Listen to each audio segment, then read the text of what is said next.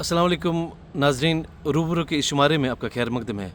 आज जो मेहमान हमारे साथ इस प्रोग्राम में जुड़े हुए हैं, ये किसी तारुफ का मोहताज नहीं है, बल्कि ये है मोहम्मद अमीन भट्ट साहब, जो कि डिस्ट्रिक्ट वाइस प्रेसिडेंट है अपनी पार्टी के।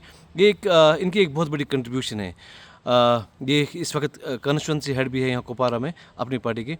अमीन साहब, आपका खैर मकदम है। आप जानते हैं कि कुछ ऐसी सिचुएशन बनी है जम्मू कश्मीर में कि लोग तरह तरह से परेशान हैं। कई महीनों से मुलाजमिन की तनख्वाह वागुजार नहीं है, डिलीवरीजर्स परेशान है, आशा वर्कर्स परेशान है, और भी तरह तरह से लोग परेशान हैं। क्या रीज़न हो सकते हैं इसके? पहले निसार शाहीन साहब, आपका बहुत बहुत शुक्रिया। आपने अपना कीमती वक्त निकाल के आप जो मेरे पास आए, मेरी आप रिव्यूज़ जानना चाहेंगे तो मैं इस पे मेरी ये राय रहेगी। ये तो मैं मानूंगा कि ये तो फेलियर है हुकूमत का।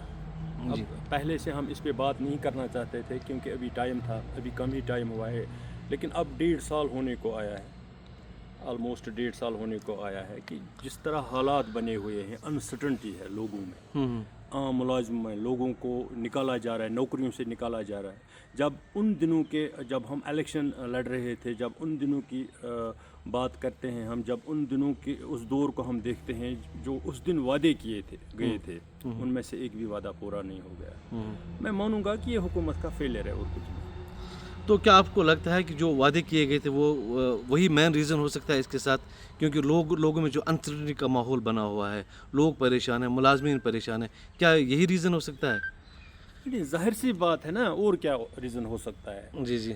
अब किसी मुलाजिम के घर में चूल्हा नहीं जल रहा है, जी जी। मैं अपनी कमरे में एसी लगा के बैठा हूँ और मैं बाइट दे रहा हूँ, मुझे उनका ख्याल नहीं है जिनके चूल्हे नहीं जल रहे हैं, जिनका तनख्वाह 4 महीनों से बंद पड़ा है। जी जी। हम आशा वर्करों की आप बात कर रहे हैं, डिलीवरीजर्स की आप बात कर रहे हैं, आंगनवाड़ी वर्कर्स की आप बात कर रहे हैं, या किसी और तबके की आप बात कर रहे हैं, उन जवानों की आप बात कर रहे हैं जो असीरी ज़िंदगी के हालत में हैं, जो तब से कैद में हैं, बहुत लंबे अरसे दराज से वो कैदों में पड़े हुए हैं।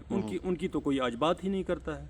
दफ़ा 370 की कोई बात नहीं करता है, 35A की कोई बात ही नहीं करता है। ये तब उन्होंने सिर्फ एक फैक एजेंडा बनाया था, जिसको उन्होंने प्रमोट करके लोगों से वोट लिया है। आज के डेट में वो सब उनसे मुकर गए हैं।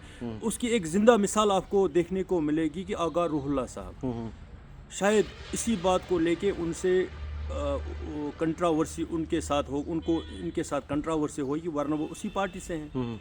इन्हीं मुद्दों को लेके वो कंट्रावर्शियल बन गए हैं। वो तो इनके साथ इत्तेफाक नहीं करते। वो कहते हैं कि जब हम इलेक्शन से पहले जो बातें करते थे, हमें आज भी वही करनी चाहिए। इस बात पे मुझे एक ही बात याद आ रही है, जो हमारे चेयरमैन अल्ताफ़ बुखारी साहब उन दिनों कहा करते थे। शायद आज वही नेशनल कॉन्फ्रेंस वाले भी कहते हैं, या जो MLA हैं यहाँ पे वो भी वही कहते हैं, जितने भी, चाहे वो इस पार्टी से, नेशनल कॉन्फ्रेंस से या किसी और पार्टी से हैं, उनका भी वही आज, तब वो कुछ और बात कर रहे थे। जी जी। आज जो वो बात कर रहे हैं वही हमारे ऑनरेबल चेयरमैन साहब उस दिन बता रहे थे, आज वो भी वही बात बता रहे हैं, बल्कि उनसे 2 कदम आगे ही वो बोल रहे हैं। जी जी। हमें भी लग रहा है कि आजकल जो है अल्ताफ़ बुखारी साहब भी स्टेटहुड के हवाले से जो हमें एक्सपेक्टेशन थी, तो अभी तक वो वैसा नहीं हो रहा है। तो क्या कहेंगे इस हवाले से? स्टेटहुड तो है मसला, उसमें तो कोई दूसरी बात नहीं है। उन्होंने तो दफ़ा 370 पे वोट लिया है, वो आप बात क्यों भूल जाते हो?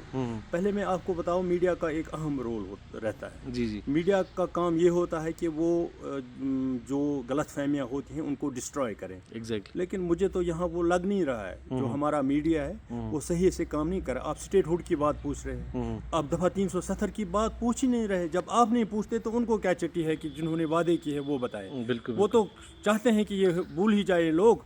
जब मीडिया वाले भूल जाते हैं तो वो चाहते हैं कि लोग ही भी भूल जाए।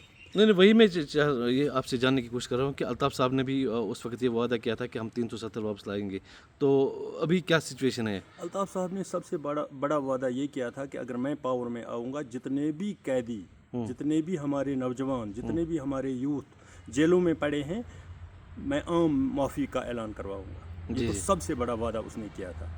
लेकिन अनफॉर्चुनेट, हमारी बदकिस्मती मैं मानूँ या इस कौम की बदकिस्मती मानूँ, एक अच्छे इंसान को, एक अच्छे रहनुमा को आगे नहीं लाया उन्होंने वही रवायती सियासत को आगे लाया है, जिसका आज ये लोग खमियाजा भुगत रहे हैं।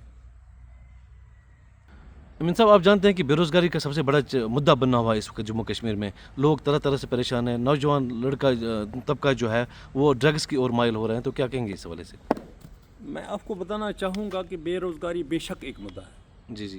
جب کسی کے گھر میں چولہا نہیں جلتا ہے وہی جانتا ہے کہ کیا حال چل رہا ہے. جب کسی کے جیب میں 100 روپیہ نہیں ہوتا ہے تو اسی کو 100 روپے کی ویلیو اس کو پتہ ہوتی ہے. جی جی. بے روزگاری تو بے شک ایک مدعا ہے. جو اس دن وعدے کیے گئے تھے 1 لاکھ نوکریوں کے, 12 سلنڈرز کے, یا 200 یونٹ بجلی کے, یا عام معافی کا انہوں نے بھی وعدہ کیا تھا نوجوانوں کو, یا سمجھو کہ ریزرویشن پالیسی کے بارے میں انہوں نے بتایا تھا. آج کے ڈیٹ میں کسی چیز کا نام ہی نہیں ہے. جی.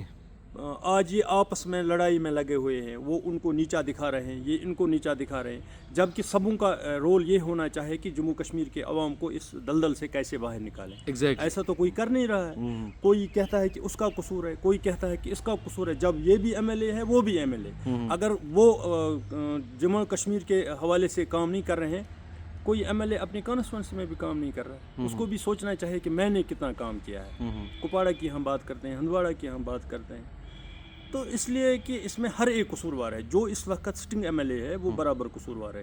کوئی یہ کہے کہ حکومت نہیں کر رہی ہے, کہ وہ کیا اپنے مہراج ملک ہی ایم ایل اے بھی, وہ بھی ایک ایم ایل اے ہی ہے نا, وہ کوئی ڈپٹی منسٹر تو نہیں ہے, وہ کوئی کیبنٹ منسٹر نہیں ہے, وہ بھی ایم ایل اے. اس نے آواز اٹھائی, بے شک اس کو جیل میں رہنا پڑا, لیکن اصلی ایم ایل اے کا رول یہی ہے.